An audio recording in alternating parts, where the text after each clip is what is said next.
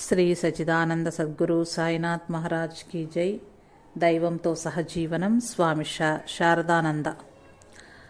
పూలమాలను కట్టేవాడు రంగురంగుల పువ్వులను ఏరి తెచ్చి అందమైన పూలదండను కూర్చిన విధంగా శ్రీరామకృష్ణులు గత అవతారాలలోని అనుయాయులను ఎన్నుకుని ఆధునిక కాలంలో తమ సమన్వయ సందేశాన్ని కొనసాగించటానికి తగిన శిక్షణను ఇచ్చేవారు.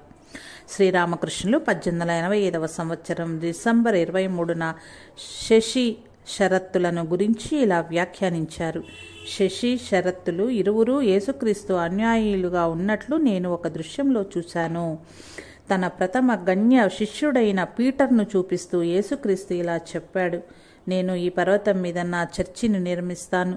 తదనంతర కాలంలో పీటరు మహాశయుని అచంచల విశ్వాసం, అజేయమైన శక్తి, తన ప్రభువు పట్ల గల సంశయమెరుగని అపారమైన ప్రేమ ఇవన్నీ తొలి రోజుల్లో క్రైస్తవ మతానికి ఒక అద్భుతమైన ఒరవడినిచ్చాయి. తొలి కాలంలో క్రైస్తవ మతాన్ని పీటరు మహాశయుడు బలపరిచి సుసంపన్నం చేసిన విధంగానే షరత్ కూడా బాల్యావస్థలోనున్న రామకృష్ణ ఉద్యమాన్ని నిర్వహించే గురుతర బాధ్యతను 30 సంవత్సరాలకు పైగా సమర్థంగా నిర్వహించాడు. దక్షిణేశ్వరంలో ఒక రోజున శ్రీరామకృష్ణులు ఒకానొక దివ్య పారవశ్య స్థితిలో వచ్చి షరత్ ఒళ్ళో కూర్చున్నారు. ఈ దృశ్యాన్ని ఆశ్చర్యంగా తిలకిస్తున్న భక్తులతో తర్వాత ఆయన ఇలా వ్యాఖ్యానించారు: ఇతడు ఎంతటి బరువు మోయగలడో పరీక్షిస్తున్నాను. గురుదేవులు పలికిన ఈ పలుకులలోని అంతరార్థం ఆ రోజున షరత్కి అర్థం కాలేదు. శరశ్చంద్ర చక్రవర్తి కలకత్తాలో 1865 సంవత్సరం డిసెంబర్ నెల 23 శనివారం సాయంత్రం 6:32 జన్మించాడు. ఈయన జన్మించిన ఇంటి చిరునామా 125 ఆమ్ హార్ట్స్ వీధి. ఆ తర్వాత కాలంలో కలకత్తా కార్పొరేషన్ వారు హారిసన్ వీధిని వెడల్పు చేయటం కోసం ఈ ఇంటిని నేలమట్టం చేశారు. ఇతని తండ్రి గిరీష్ చంద్ర చక్రవర్తి, తల్లి నీలమణీదేవి. ఈ దంపతులిద్దరూ దైవభక్తి పరాయణులైన హిందూ బ్రాహ్మణులు, మంచి స్థితిపరులు. వీరిది బాగా పెద్ద కుటుంబం. డ్రగ్గిస్ట్ హాల్ అనే పేరు గల విదేశీ మందుల కంపెనీలో వీళ్ళు భాగస్వాములు. శరశ్చంద్రుడు చాలా నెమ్మదస్తుడు, మర్యాదస్తుడు, మృదు స్వభావి. ఇతడి మెత్తటి స్వభావాన్ని చూసి కొంతమంది ఈ బాలుడు వివేకవంతుడు కాడనుకున్నారు. పసితనంలోనే ఇతడు తన తల్లి, తమ కులదైవాన్ని పూజించటం చూసి తనలో పారమార్థికమైన భావాల పట్ల మొగ్గు పెంపొందించుకున్నాడు. అందరూ బ్రాహ్మణ బాలుర మాదిరిగానే 13 సంవత్సరాల వయస్సులో ఇతడికి కూడా ఉపనయనం చేశారు.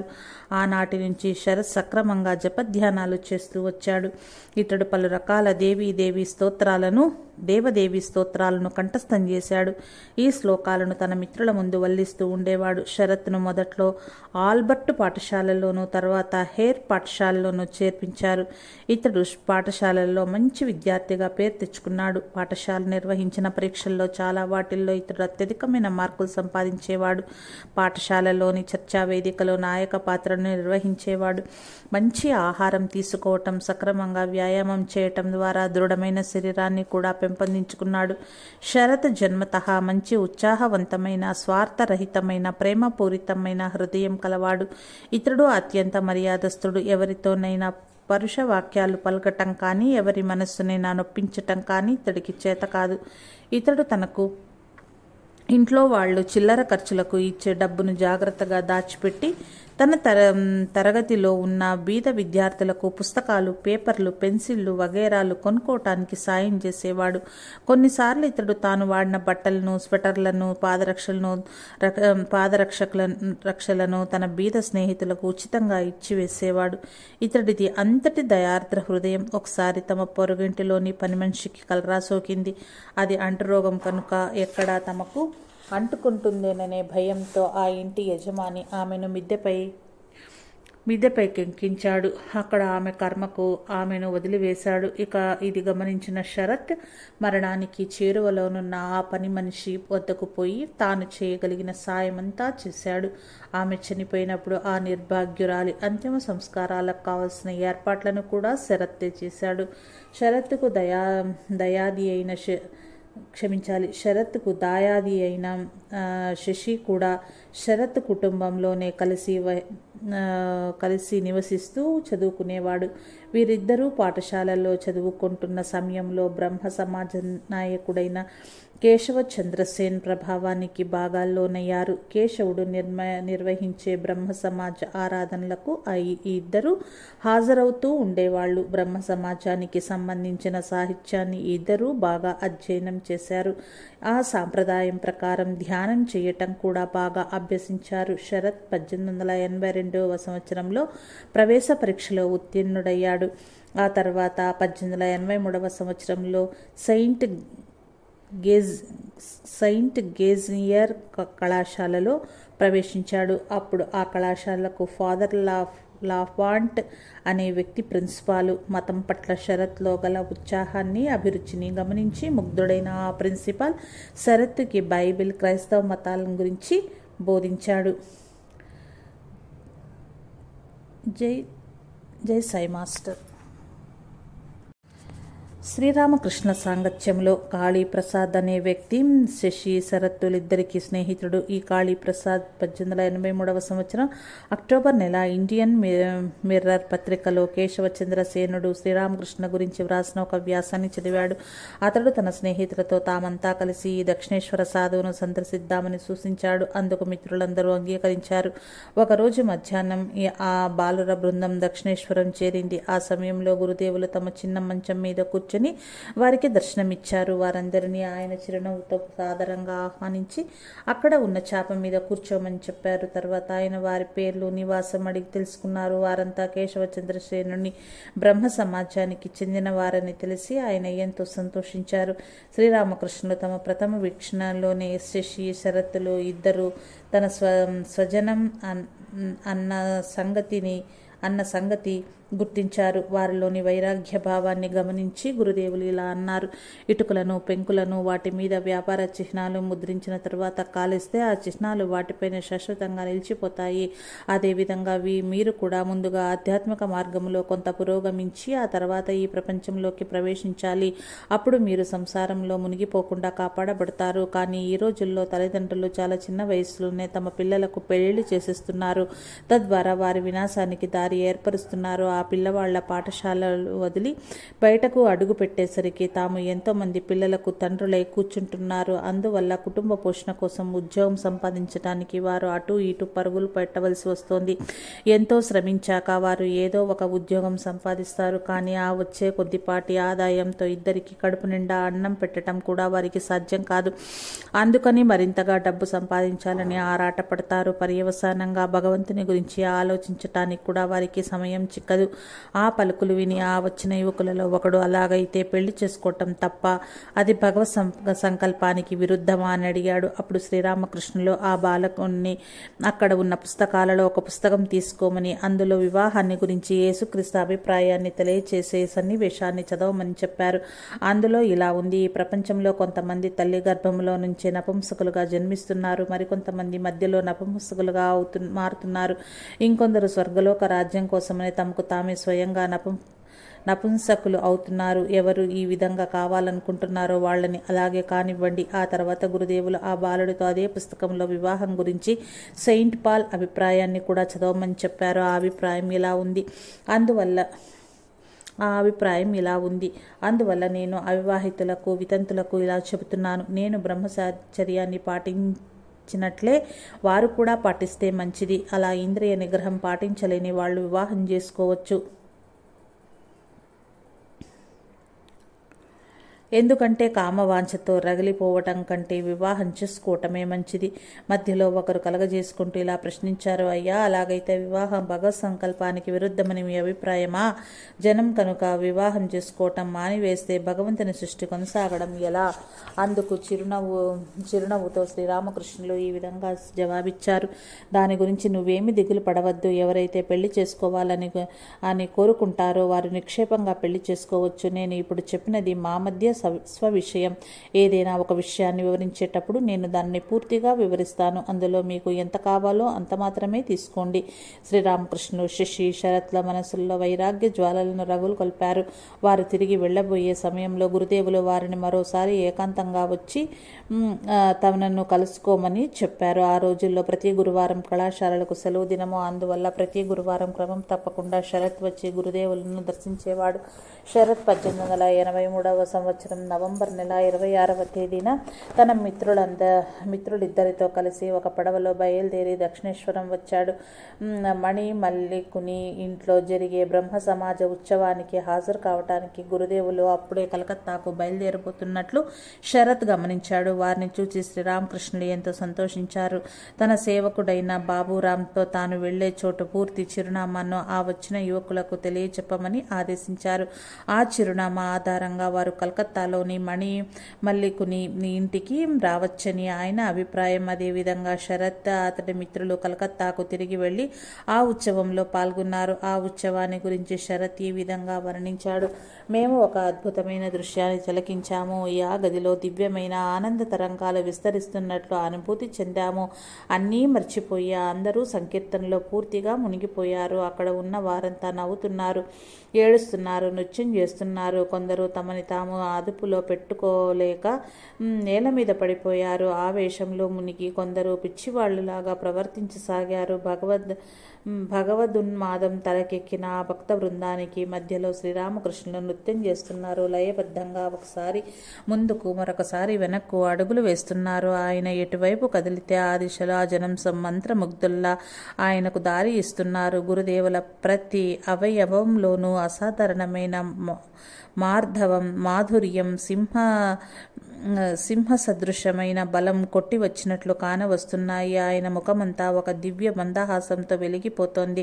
అది ఒక అద్భుతమైన నృత్యం. అందులో కృత్రిమత్వం కానీ, నటన కానీ మచ్చుకైనా లేవు. ఎగిరి దూకడాలు కానీ, అసహజమైన అభినయాలు కానీ ఆ మనోహర నృత్యంలో కానరావు. ఎక్కడ అదుపు తప్పడం అన్నది లేనే లేదు. అందుకు మారుగా గురుదేవులు నర్చిన నాట్యంలో లయబద్ధమైన సహజమైన అభినయాలు, అవయవాల కదలికలు మాత్రమే కనిపించాయి. అనుగ్రహం పెళ్ళుబికి వస్తున్నట్లుగా, మాధుర్యం లోపల నుంచి బయటికి ఉప్పొంగి వస్తున్నట్లుగా అగుపించింది. ఇదంతా ఎలా ఉంది అంటే అతి విశాలమైన స్వచ్ఛమైన సరస్సులో ఒక పెద్ద చేప అంతటా తానే అయి సంతోషంగా ఒకసారి నెమ్మదిగాను మరొకసారి వేగంగాను సరస్సంతటా కలియదిరుగుతున్నట్లుగా కనిపించింది. అది చూసేసరికి గురుదేవులు తమ అంతరంగంలో అనుభవిస్తున్న బ్రహ్మానందమని సముద్రం కట్టలు తెంచుకొని ఉప్పొంగి వస్తోందని, అలా వస్తున్న దానికి ఆయన చేస్తున్న నృత్యం ఒక చైతన్యవంతమైన భౌతిక వ్యక్తీకరణ అని అనిపించింది. ఆయన ఈ విధంగా ఆనంద పరవశుడై నృత్యం చేస్తుంటే ఒక్కోసారి ఆయన తన బాహ్య చైతన్యాన్ని కోల్పోయేవారు. మరొకసారి ఆయన కట్టుకున్న బట్ట జారి కింద పడిపోయేది. అలా జరిగినప్పుడు అక్కడ ఉన్న భక్తులలో ఎవరో ఒకరు ఆ వస్త్రాన్ని తీసి ఆయన నడుముకు చుట్టూ గట్టిగా కట్టేవాళ్లు. ఆధ్యాత్మిక ఆవేశం వల్ల ఎవరైనా దేహ చైతన్యం కోల్పోయినట్లుగా శ్రీరామకృష్ణుని గమనిస్తే ఆయన ఆ వ్యక్తి హృదయాన్ని తన చేతితో సృజించి మళ్ళీ అతన్ని శారీరక స్పృహలోకి తీసుకొచ్చేవారు. గురుదేవుల నుంచి దైవికమైన ఆనందం వెలువడి ఒక ప్రవాహంలాగా అన్ని దిశలలోనూ ముంచెత్తుతున్నట్లుగా అక్కడ ఉన్న అందరము అనుభూతి చెందాము. ఆ దివ్యానందం తనలో మునిగిన భక్తులకు భగవంతుణ్ణి ముఖాముఖి దర్శించే అవకాశాన్ని కలుగజేస్తోంది. ఆ తర్వాత గురుదేవులు మాతో మాట్లాడుతూ, ఇంద్రియ విషయాల నుంచి మనస్సును భగవంతుని వైపు మరల్చగలిగితే సర్వోత్కృష్టమైన శాంతిని పొందగలమని తెలిపారు. దక్షిణేశ్వరంలో ఒకసారి మాటల సందర్భంలో గురుదేవులు వినాయకుడిని ప్రస్తావిస్తూ అతన్ని పితృభక్తిని, అపారమైన హృదయ పవిత్రతను ప్రశంసిస్తూ మాట్లాడారు.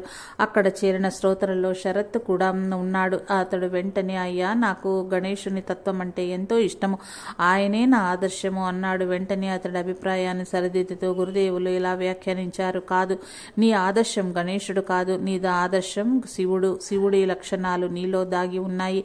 నువ్వు సదా నిన్ను శివుడిగాను, నన్ను నీ శక్తిగాను భావించు. నీలోని శక్తులన్నింటికీ నిలయాన్ని నేనే. గురుదేవులు ఎంతో నర్మగర్భంగా పలికిన ఈ పలుకులు అటు తర్వాత కాలంలో శరత్ జీవితంలో ఏ విధంగా అది నెరవేరినది మనకు ఎంతో ఆశ్చర్యం కలుగుతుంది.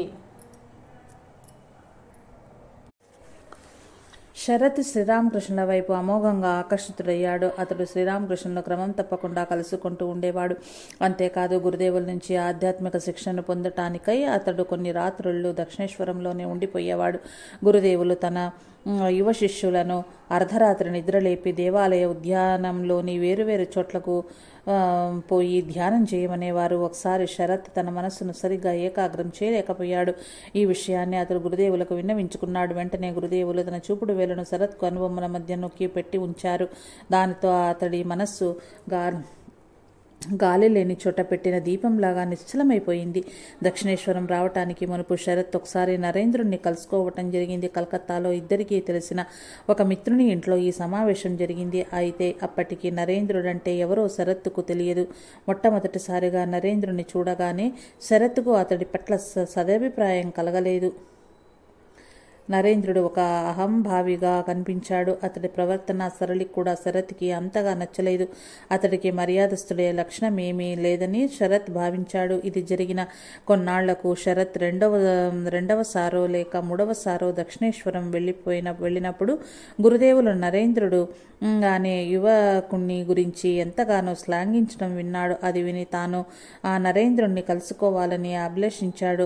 తాను ఇంతకు మునుపు కలకత్తాలో కలుసుకున్నది విముఖత్వం ఏర్పరచుకున్నది ఆ వ్యక్తి పట్లని అని అప్పుడు శరత్కి తెలియదు. ఆనాడు తన యువ శిష్యులను చూపిస్తూ శ్రీరామకృష్ణులు ఇలా చెప్పారు: ఈ బాలురంతా మంచివాళ్లే. ఈ బాలుడు 1.5 పరీక్షలు పూర్తి చేశాడు.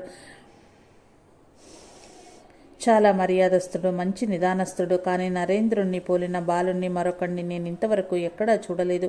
అతడు సంగీతంలో అటు గాత్ర సంగీతము ఇటు వాద్య సంగీతం రెండింటిలోనూ ప్రవీణుడు. జ్ఞాన సంపార్జనలో మంచి దిట్ట, సంభాషణ చతురుడు, పారమార్థికమైన విషయాల్లో కూడా చక్కని పరిజ్ఞానం ఉన్నవాడు. అతడు ధ్యానంలో కూర్చున్నాడంటే రాత్రి మొత్తం అందులోనే నిమగ్నమైపోతాడు. బాహ్య చైతన్యం అసలు ఉండదు. వీసమెత్తు మిశ్రమలోహం కూడా కలవని అచ్చమైన బంగారు నాణ్యంగా నా నరేంద్రుడు. ఈ నాణాన్ని మ్రోగించి చూడు, నిక్కచ్చి అయిన శబ్దం వస్తుంది. అతడు బ్రహ్మ సమాజానికి కూడా వెళ్తుంటాడు. అయితే ఇతడు మిగిలిన బ్రహ్మ సమాజికులు వంటి వాడు కాడు. అతడు నిజమైన బ్రహ్మవేత్త. ధ్యానంలో కూర్చున్నప్పుడు తన కళ్ళ ముందు ఒక జ్యోతిని దర్శిస్తాడు. లేకపోతే నేను నరేంద్రుని ఊరకనే ఇంతగా ప్రేమిస్తానా?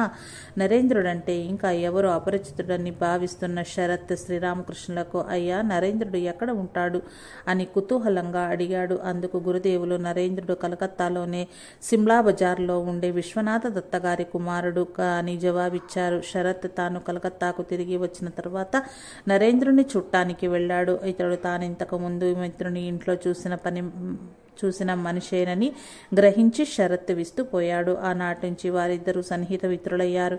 వారిద్దరూ ఒకళ్ళ ఇంటికి మరొకళ్ళు వస్తూ పోతూ ఉండేవాళ్ళు. తమ గురుదేవులకు గురించి, ఆధ్యాత్మిక జీవితం గురించి వారు గంటల తరబడి మాట్లాడుకుంటూ ఉండేవాళ్ళు. తనకు గురుదేవులతో కలిగిన అనుభవాన్ని నరేంద్రుడు శరత్లకు ఒకసారి ఇలా వివరించాడు: ప్రేమను, భక్తిని, జ్ఞానాన్ని, ముక్తిని, ఇంకా దేన్ని కోరితే దాన్ని ఆయన తనకిష్టమైన వారికి అనుగ్రహిస్తారు.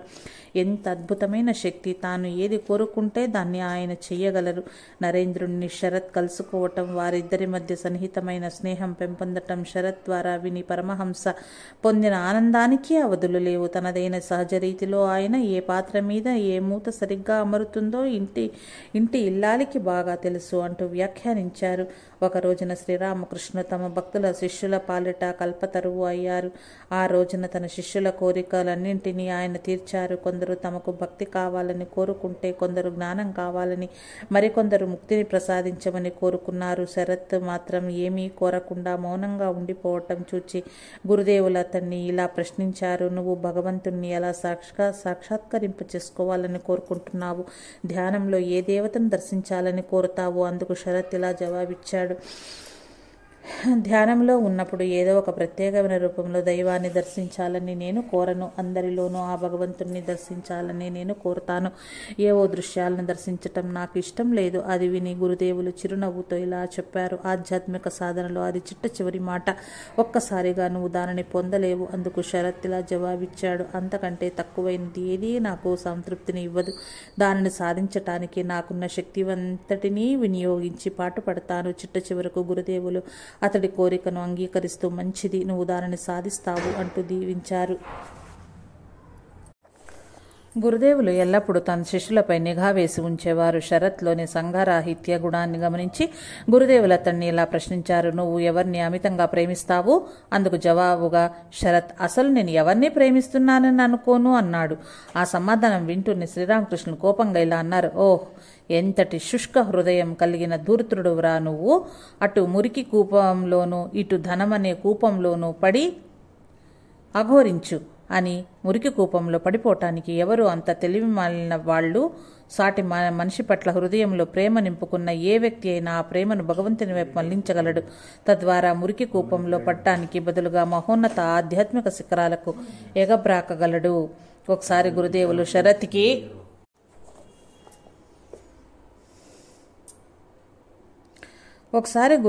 శరత్కి ఒక బ్రహ్మ సమాజపు గీతాన్ని ఆలపించి వినిపించారు.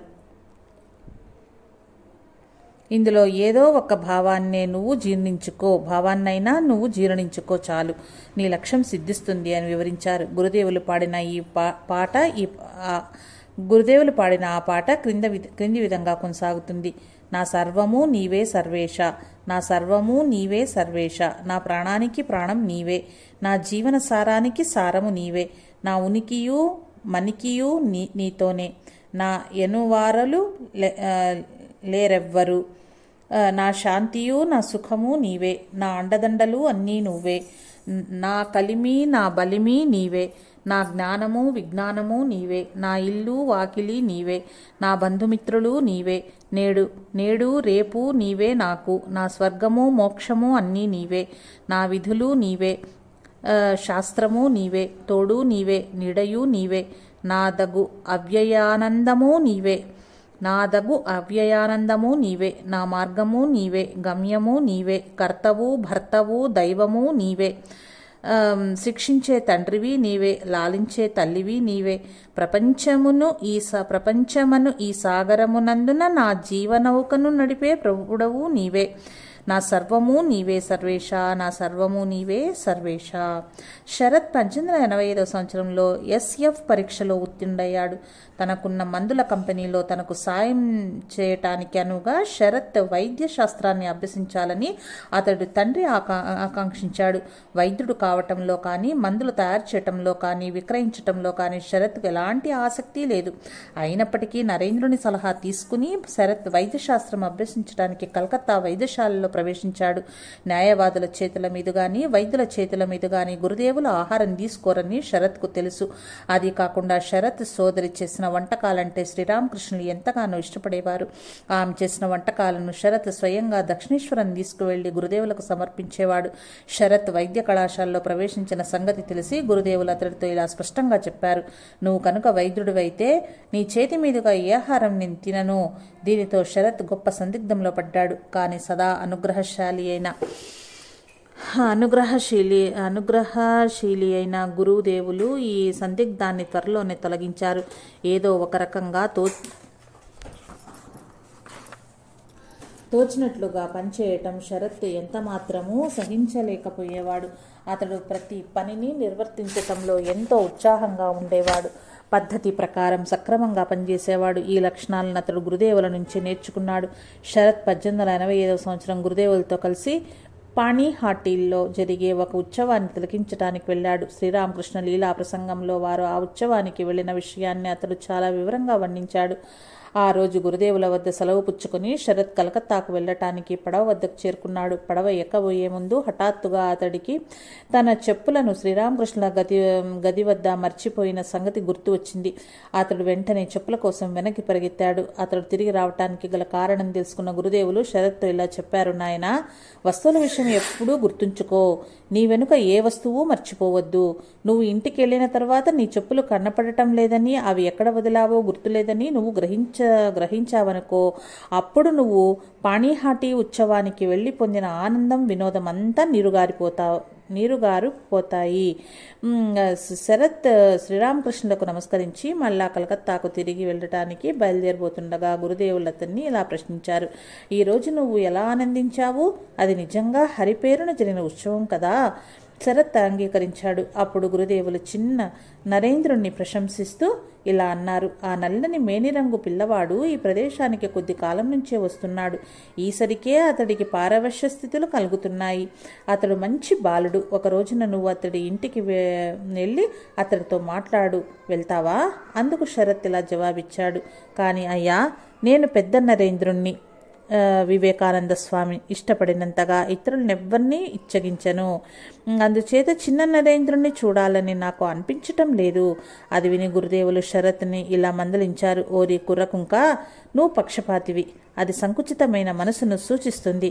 దేవునికి నివేదించే పూల సజ్జలో రకరకాల పువ్వులు ఉన్న విధంగానే ఆయన భక్తులకు కూడా అన్ని రకాలుగా ఉంటారు. అందరితోనూ కలిసిమెలిసి ఆనందం పంచుకోలేకపోవడం అనేది సంకుచితత్వానికి గుర్తు. నువ్వు ఒక రోజున తప్పకుండా వెళ్ళి చిన్న నరేంద్రుణ్ణి కలుసుకొని తీరాలి. అలా వెళ్తావా? లేదా?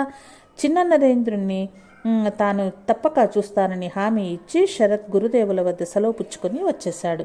కొన్ని రోజులు గడిచాక చిన్న నరేంద్రుణ్ణి చూడటానికి శరత్ వెళ్ళాడు. అతడితో అద్భుతమైన సంభాషణ జరిపాడు. ఆ సంభాషణ మూలంగా శరత్ జీవితంలోని ఒక గట్టు సమస్య పరిష్కారం అయిపోయింది.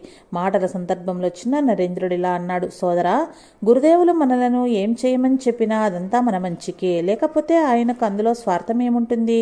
వెంటనే శరత్కు తనను గురుదేవులు ఆనాడు చిన్న నరేంద్రుణ్ణి కలుసుకోమని ఎందుకంతగా ఒత్తిడి చేశారో అర్థమైంది.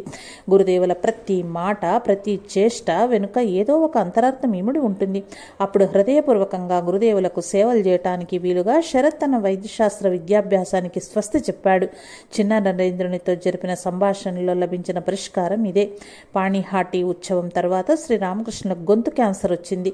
ఆయన 1885 సంవత్సరం సెప్టెంబర్ నెలలో వైద్య చికిత్స కోసం కలకత్తాలోని షాంపుకూర్కు తరలించారు. కొంతమంది ప్రముఖ వైద్యులు ఆయనకు చికిత్స ప్రారంభించారు. గురుదేవులకు పరిచర్యలు చేయటానికి నరేంద్రుని నాయకత్వంలో యువ శిష్యుడు తనను తాము అంకితం చేసుకున్నారు. ఆ యువ శిష్యులలో శరత్ కూడా ఉన్నాడు. శ్రీరామకృష్ణులు ఎక్కువగా మాట్లాడినా, తరచుగా సమాధి స్థితిని అనుభవించిన ఆయన వ్యాధి మరింత తీవ్రతరం కాగలదని వైద్యులు ఆ యువ శిష్యులను హెచ్చరించారు. అందుచేత ఆయన శిష్యులు గురుదేవులను ఎంతో జాగ్రత్తగా కనిపెట్టి ఉండసాగారు. అయినప్పటికీ ఒకనాడు గురుదేవులు శరత్కు ధ్యానం ఎలా చేయాలో, ధ్యాన సమయంలో ఎలా కూర్చోవాలో శిక్షణ ఇవ్వటం మొదలుపెట్టారు. కాలాంతరంలో ఈ విషయాన్ని శరత్ ఇలా వివరించాడు: ఆయన పద్మాసనం వేసుకుని కూర్చున్నారు. కుడి అరచేతి కింద పైభాగాన్ని ఎడమ అరచేతిలో ఉంచారు.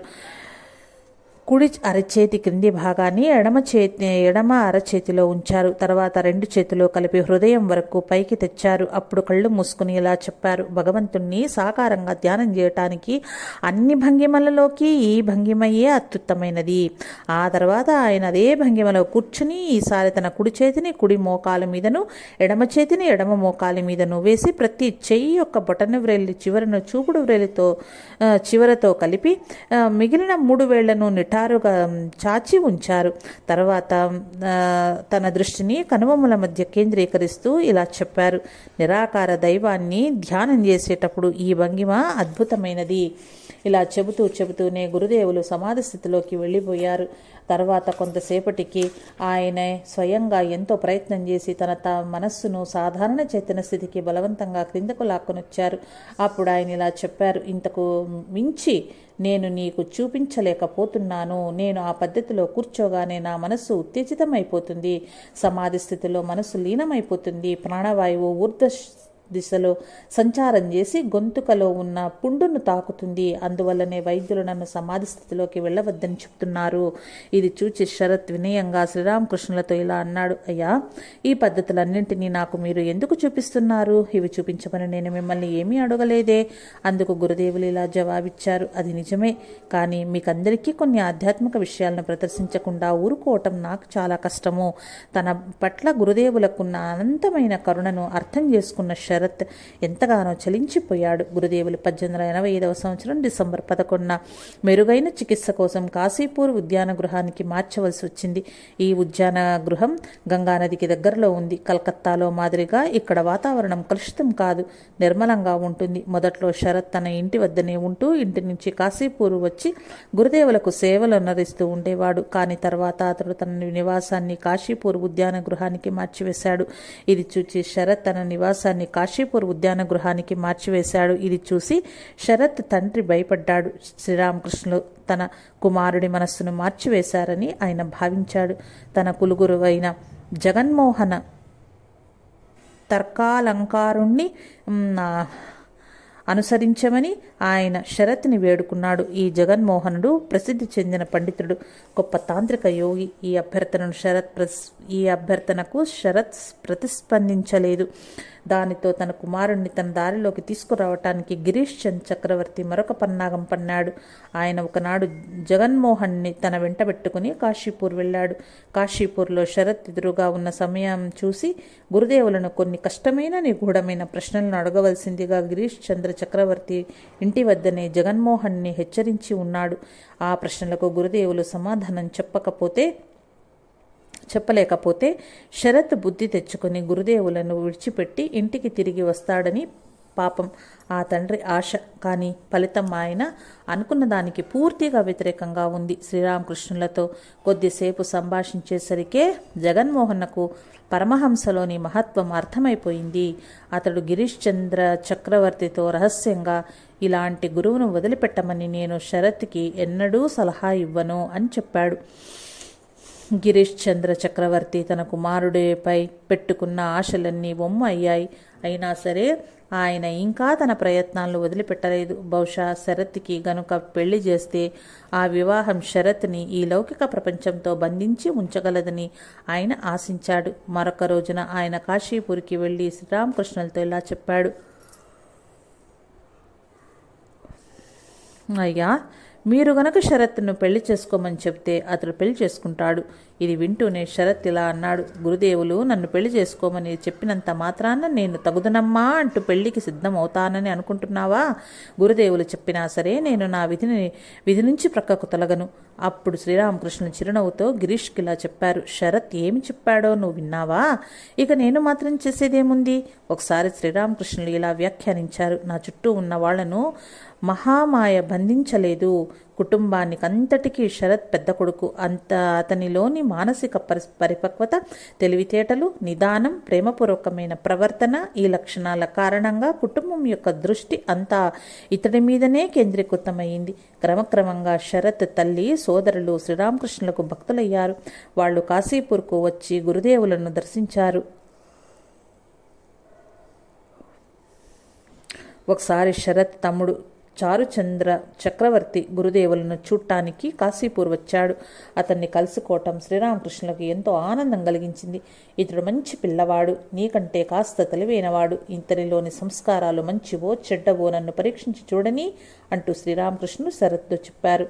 ఇలా అంటూనే ఆయన చారుచంద్రుని కుడి చేతిని తన చేతిలోకి తీసుకుని బరువు తూస్తున్నట్లుగా తన చేతితో తూకం వేస్తూ ఇలా అన్నారు. మంచిది, ఇతనిలో మంచి సంస్కారాలే ఉన్నాయి. ఆ తర్వాత ఆయన షరతుతో ఇతన్ని నేను లాక్కొని వచ్చేదా, నువ్వేమంటావు అని ప్రశ్నించారు. అంటే అతని మనస్సును లౌకిక ప్రపంచం నుంచి దూరంగా తొలగించి భగవంతుని వైపుకు లాక్కొని రావటం. అందుకు శరత్, అయ్యా దయవుంచి అలాగే చేయండి అన్నాడు. అప్పుడు శ్రీరామకృష్ణులు కొంతసేపు ఆలోచించి అలా అన్నారు. వద్దు, ఎక్కువ వద్దు. నేను ఇప్పటికే ఒకళ్లను షరత్ని తీసుకున్నాను. ఇతన్ని కూడా నేను తీసుకుంటే నీ తల్లిదండ్రులు, ముఖ్యంగా నీ తల్లి చాలా బాధపడుతుంది. నేను నా జీవితంలో ఇప్పటికే చాలామంది శక్తులకు, స్త్రీలకు, వాళ్ళ పిల్లలకు విరాగులుగా మార్చి బాధను కలిగించాను. ఇక చాలు, ఇకపై ఎవరికీ బాధ కలిగించలేను. ఒక వంక దుర్భరమైన వ్యాధి తనను పట్టి పీడిస్తున్నప్పటికీ లెక్క చేయకుండా గురుదేవులు చారుచంద్రుడికి కొన్ని ఆధ్యాత్మిక ఉపదేశాలను ఇచ్చి అతడితో ఇలా చెప్పారు. ఏ జ్ఞానమైతే భగవంతుని సాక్షాత్కరింప చేసుకోవటానికి ఉపకరిస్తుందో అదే సరైన జ్ఞానం. ఐహికమైన అభివృద్ధిని సమకూర్చే జ్ఞానం అధమ స్థాయికి చెందినది. అటు తర్వాత ఆయన తన పరిచారకుణ్ణి పిలిచి చారుచంద్రునికి కొన్ని తినుబండారాలు పెట్టి ఇంటికి పంపించమని చెప్పారు. కాశీపూర్లో రాత్రి పగలు అనిత్యం శ్రీరామకృష్ణుల అంతిమ దివ్య నాటకాన్ని శరత్ తిలకించాడు. గురుదేవులు 1886వ సంవత్సరం జనవరి 1వ తేదీన మేడపై నుంచి క్రిందకు దిగివచ్చి ఉద్యానవనంలో అటూ ఇటూ కాస్త నడిచారు. ఇది ఆయన నడిచిన ఆఖరు నడక. అలా నడుస్తున్నప్పుడు ఆయన మరోసారి తన భక్తుల శిష్యుల పాలిట కల్పతరువు అయ్యారు. మీకు జ్ఞానం గలుగుగాక అంటూ ఆయన తన భక్తులను ఆశీర్వదించారు. ఆ సమయంలో శరత్, లాటూలు గురుదేవుల గదిని శుభ్రపరుస్తూ మేడ మీదనే ఉన్నారు. అయితే మేడ మీద నుంచి వాళ్ళిద్దరూ ఈ చారిత్రాత్మక సంఘటనను చూచారు. అటు తర్వాత ఎవరో ఒకరు శరత్ను అతడు గురుదేవుల ఆశీర్వాదం కోసమని కిందకు దిగి ఎందుకు వెళ్ళలేదని ప్రశ్నించగా అందుకు శరత్ ఇలా జవాబిచ్చాడు. దాని అవసరమేదీ ఉన్నట్లుగా నేను భావించటం లేదు. నేను దానికోసం ఎందుకు ప్రాకులాడాలి? శ్రీరామకృష్ణులు నాకు అత్యంత ఆప్తులైన వారి కంటే మరింత ఆప్తులు కదా. అలా అయినప్పుడు నాకు ఏది అవసరమైనా దాన్ని నేను అడగనవసరం లేకుండానే తనంతట తానే ఆయన నాకు అనుగ్రహిస్తారు. దానిలో సందేహం ఏముంది? జనవరి నెల మధ్యలో పెద్ద గోపాలుడు 12 కాషాయ వస్త్రాలను, 12 జపమాలను కొందరు సన్యాసులకు పంచిపెట్టాలని అనుకున్నాడు. శ్రీరామకృష్ణ తన యువ శిష్యులను చూపిస్తూ, పెద్ద గోపాలునితో వీళ్లకంటే మంచి సన్యాసులు మరెక్కడా లభించరు. నీ కాషాయ వస్త్రాలను, జపమాలను వీళ్లకే పంచిపెట్టు అన్నారు. అయితే పెద్ద గోపాలుడు వాటిని తానుగా పంచిపెట్టకుండా వాటిని గురుదేవులకు అందజేశాడు. గురుదేవులు తానే స్వయంగా వాటిని తన యువ శిష్యులకు పంచిపెట్టారు. సన్యాసి చిహ్నమైన కాషాయ వస్త్రాన్ని గురుదేవుల చేతి మీదుగా ఆనాడు శరత్ అందుకున్నాడు. వాళ్ళందరూ భగవంతుడిపైన మాత్రమే ఆధారపడి జీవించడం నేర్పటానికి, వాళ్ల మనసులలోని అహంకారాన్ని ప్రక్షాళనం చేయటానికి గురుదేవులు ఒక రోజున తన యువ శిష్యులను సాంప్రదాయిక సన్యాసుల మాదిరిగా ఇంటింటికి వెళ్లి భిక్షమెత్తుకుని రమ్మని పంపారు. ఈ భిక్షాటన సందర్భంగా జరిగిన ఒక హాస్యస్ఫోరకమైన సన్నివేశాన్ని గురించి అటు తర్వాత కాలంలో శరత్ ఇలా వర్ణించాడు. అతడు ఒక ఇంటి ముందు నిలబడి భిక్ష అడిగినప్పుడు ఇంట్లో నుంచి ఒక ముసలి స్త్రీ బయటకు వచ్చి శరత్ని ఈ విధంగా చీవాట్లు పెట్టింది. ఇంత బలంగా ఉన్నావు, అడుగు తింటూ జీవించటం ఎందుకు? ట్రామ్ కండక్టర్గా ఉద్యోగం సంపాదించుకోకూడదా? ఇలా అంటూనే ఆ ముసలమ్మ అతడి ముఖం మీదనే తలుపులు బడాలున మూసివేసింది. జై రామకృష్ణ.